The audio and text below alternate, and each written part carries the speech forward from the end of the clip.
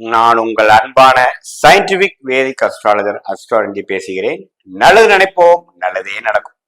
தொடர்ந்து நம்மளுடைய வீடியோஸ்லாம் நீங்க பார்த்துட்டு இருப்பீங்க நம்புறேன்.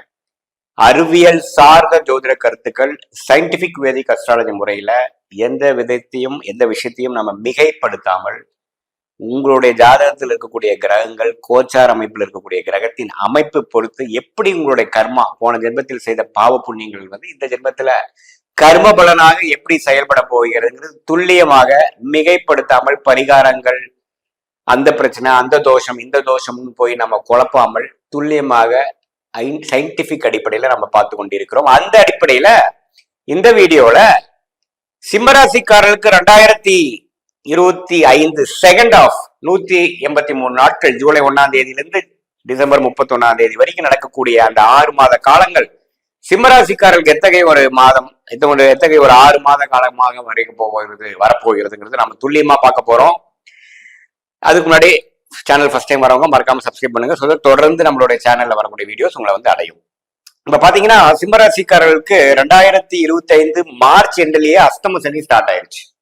ஜூலை மாதம் பிறக்கும் பொழுது நம்ம சொல்லக்கூடிய அந்த காலகட்டம் பிறக்கிறப்பவே அஷ்டம சனியில தான் சிம்மராசிக்காரர்கள் இருக்கிறாங்கிறத நம்ம தெரிஞ்சுக்கணும். அதே சமயத்துல குரு 11ஆம் இடத்துல ஓரளவுக்கு நல்ல லாபஸ்தானத்துல இருக்கிறது ஒரு நல்ல ஒரு சப்போர்ட். அதே சமயத்துல ராகு 7ஆம் இடத்துல கேது ராசிக்குள்ளேயும் ராகு குருவால் பார்க்கப்படுகிறார். இதுதான் ஆண்டு கிரகத்தின் அமைப்பு சிம்மராசிக்காரர்களுக்கு நீங்க தெரிந்து கொள்ள வேண்டும். சரி, இப்ப சிம்மராசிக்கு அஷ்டம சனி நடக்குதே சாமி, என்ன பிரச்சனை அப்படின்னா, நீங்களே இந்த 3 மாசம் ஏப்ரல் மே ஜூன்லயே தெரிஞ்சிருப்பீங்க. சில விஷயங்கள் முதல் மாதிரி இல்லாமல் சடனா சில விஷயங்கள் பாதகமாக, சில விஷயங்கள் உங்களுக்கு சாதகமாக இல்லாமல் மனம் கொஞ்சம் இருக்கப்பட்டு மனத்துல ஒரு பயத்தை கொடுக்கக்கூடிய உறவுகளா இருந்தாலும் சரி, பினான்சியலா இருந்தாலும் சரி, பர்சனல் ப்ரொஃபஷனல் மனசு மென்டல் பினான்சியல் இது மாதிரி விஷயத்துல எல்லாம் கொஞ்சம் கை வைக்கக்கூடிய முதல் மாதிரி இல்ல ஒரு சுணக்கங்கள் உண்டு அப்படிங்கிற மாதிரி ஒரு ட்ரெண்டை உங்களுடைய ஜென்ம ஜாதகம் எப்படி இருக்கிற பொறுத்து கொஞ்சம் கொடுப்பார். ஏன்னா 8ஆம் இடம்ங்கிறது என்னன்னு தெரிஞ்சுக்கணும். ஒரு ஆயுசுக்கு ஒரு சில ஆயுசுக்கு ஒப்பான கண்டங்கள், மரணத்துக்கு ஒப்பான கண்டங்கள், ஒரு இக்கட்டான சூழ்நிலை, வெளியில சொல்ல முடியாத பிரச்சனை, உடல் உபாதை, கடன், அசிங்கம், கேவலம், திடீர்னு சில மாற்றங்கள், திடீர்னு ஒண்ணு நடந்துருச்சு, எதிர்பாராத சில விஷயங்கள், சாதகமான விஷயங்கள் இல்லாமல் நாம பிளான் பண்ணாத ஒரு சில விஷயங்கள், சொசைட்டில ஒரு அவப்பேறு வர மாதிரியும், தலை தூக்க முடியாத மாதிரியும், மற்றவங்களோட கண்ணால் பார்த்து பேச முடியாத மாதிரி சில சங்கடங்கள், பணத்தை திருப்பி கொடுக்க முடியாத தண்டனைகள், சில திடீர்னு ஒரு ஏமாற்றம், பேரு கெடுதல், இது மாதிரி சில விஷயத்தை கொடுக்கக்கூடியதுதான் அஷ்டம சனி. சோ அஷ்டம சனி இப்ப உங்களுடைய ராசியே கொஞ்சம் நல்லா திட்பலம் இல்லாமல் கொஞ்சம் பாதிக்கப்பட்டிருந்தா உண்மையே நான் சொன்ன பலன்கள் அதிகமா இருக்கும். ஓரளவுக்கு பௌர்ணமி சந்திரனாக இருந்த குரு சுக்கிரன் சுபகிரகத்தின் தாக்கத்தில் இருக்கும் போது ஓரளவுக்கு பரவாயில்லை. நான் சொன்ன பாதகமான பலன்கள் குறைவாதான் இருக்கும், பயப்பட வேண்டியதில்லை. சோ இப்படி இருக்கும் பொழுது இதுக்கு தூக்கி நிறுத்துற மாதிரி குரு 11ஆம் இடத்திலிருந்து லாபஸ்தானத்திலிருந்து 5ஆம் இடத்தை பார்த்து 7ஆம் இடத்தை பார்ப்பது நல்ல நிவர்த்தி.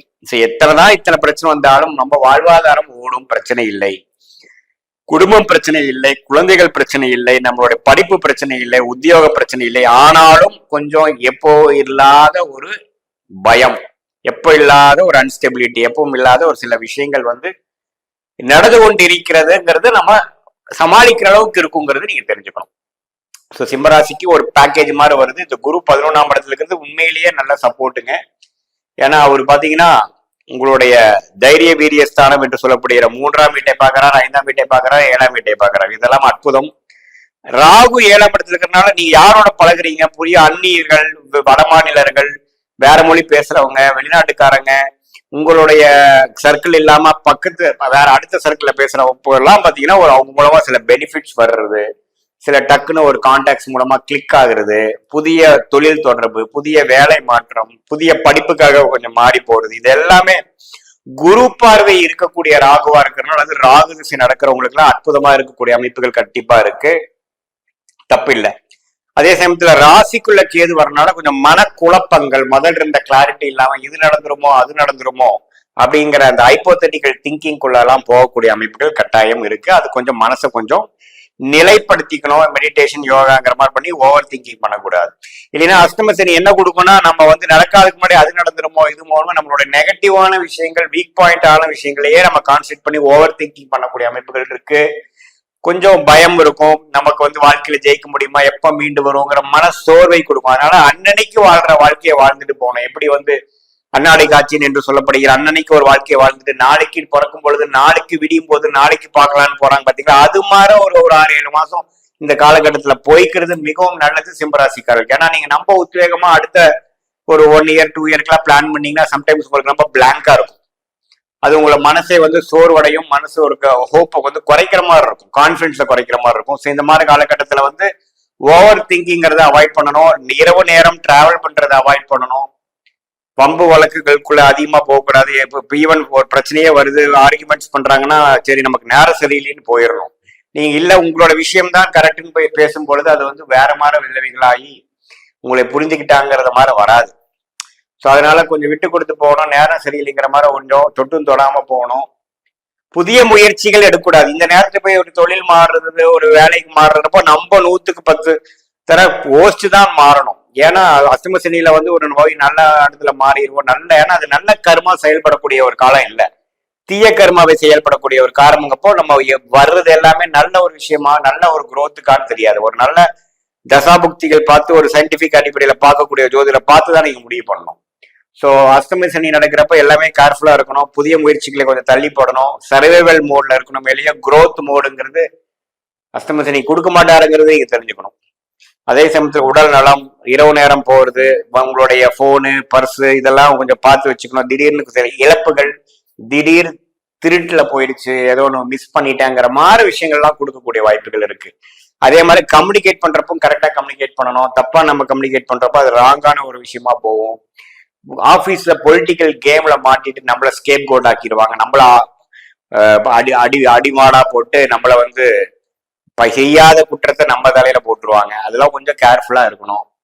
ஸோ பொதுவா ஈவன் ஃபேமிலிலையும் பாத்தீங்கன்னா நம்ம ஒரு மாதிரி ஒரு பிஹேவியர் உங்களுக்கு பிடிக்கல, யாரோ குழந்தைகளோ உங்களுடைய ஃபேமிலி மெம்பர்ஸ் பாத்தீங்கன்னா கொஞ்சம் பொறுத்து தான் போகணும். நீங்க நம்ம போய் அவங்கள திருத்தலான்னு போறது பண்றதெல்லாம் பாத்தீங்கன்னா எதிர்மறையான விளைவுகள் கொடுக்கும். ஸோ எல்லாத்துக்குமே ஒரு நிவர்த்தி குரு 11ஆம் இடத்துல இருக்கிறதுனால பண விஷயங்கள் நல்லா இருக்கும், ஓரளவுக்கு இருக்கும். ஆனால் அந்த அளவுக்கு செலவுகளும் போயிட்டு இருக்கும்.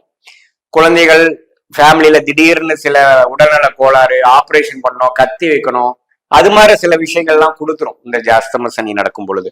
ஸோ அதெல்லாம் கொஞ்சம் கேர்ஃபுல்லா இருக்கணும்.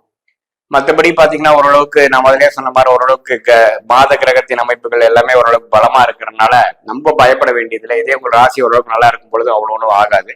இந்த ஒரு 6 மாசம் வந்து எல்லாமே கொஞ்சம் அடக்கி வாசி இதுல இருந்து சர்வே பண்ணி வர்றது மிகவும் முக்கியங்கிறது தெரிஞ்சுக்கும். இது பொதுவான பலன்களை தவிர உங்களுடைய ஜென்ம ஜாதகத்துல எது மாதிரி தசைகள் போய் கொண்டிருக்கிறது, ராஜயோக திசைகள் போயிட்டு இருந்தா நான் சொன்ன பலன்கள் ஒண்ணுமே கொஞ்சம் நல்ல பலன்களாகவும் இல்ல ஒரு சுமாரான பலன்களும் 6ஆம் வீட்டதிபதி 8ஆம் வீட்டதிபதி போகும்பொழுது இன்னுமே கேர்ஃபுல்லா இருக்கணுங்கிறது நீங்க தெரிஞ்சுக்கணும். மீன் உங்களுடைய date of birth, time of birth, place of birth கொடுத்து அதுல ஜாதகத்தை பார்த்து உங்களுடைய ஜென்ம தசாபுக்திகளும் இந்த கோச்சார அமைப்பும் சேர்த்து பார்க்கும் பொழுது துல்லியமான பலன்கள் நம்ம எடுக்க முடியும். அது மூலமாக நீங்க வாழ்க்கையில முடிவெடுத்து நல்ல வெற்றி பெற முடியுங்கிறது நான் உங்களுக்கு சொல்ல விரும்புறேன். மீண்டும் மற்றொரு காணொலியில் சந்திப்போம். நன்றி, வணக்கம்.